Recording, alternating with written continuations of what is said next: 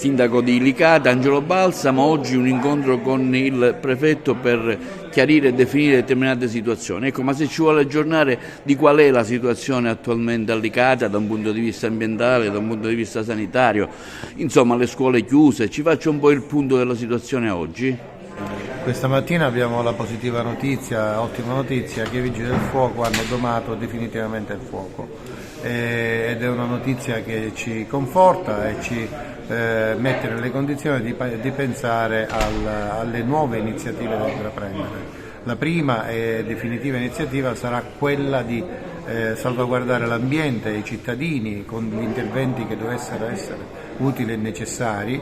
Abbiamo affrontato già delle iniziative tipo lavaggio delle strade, abbiamo dato delle indicazioni ai cittadini sulle modalità con le quali si devono comportare per quanto riguarda il superamento dell'emergenza, e oggi l'incontro con Sua Eccellenza il Prefetto tende a definire le modalità di smaltimento dei rifiuti che l'incendio ha provocato. E quindi è un momento essenziale perché abbiamo necessità di superare definitivamente la presenza di questi elementi che possono creare inquinamento sul territorio delicato. C'è già un'ipotesi, diciamo, su come possono essere smaltiti?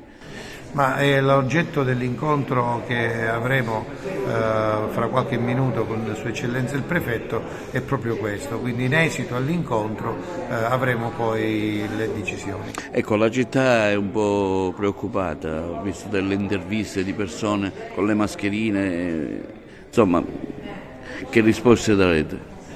Ma aspettiamo le analisi definitive da parte dell'ARPA. Le prime analisi hanno evidenziato la presenza di alcuni elementi, benzene in modo particolare, entro una distanza breve rispetto al fuoco, e le ulteriori analisi che sono state fatte sull'intero territorio, quindi nella campagna e in altre zone da parte dell'ARPA, non sono state ancora consegnate. In esito al risultato delle analisi poi appronteremo i provvedimenti utili e necessari. Ci sono esercizi commerciali chiusi come la vendita di frutta e verdura, ho visto? Per il primo giorno abbiamo chiuso la vendita totale di ogni prodotto, dopodiché abbiamo modificato il provvedimento bloccando la vendita all'aperto, ma i negozi e tutte le attività sono regolarmente in funzione.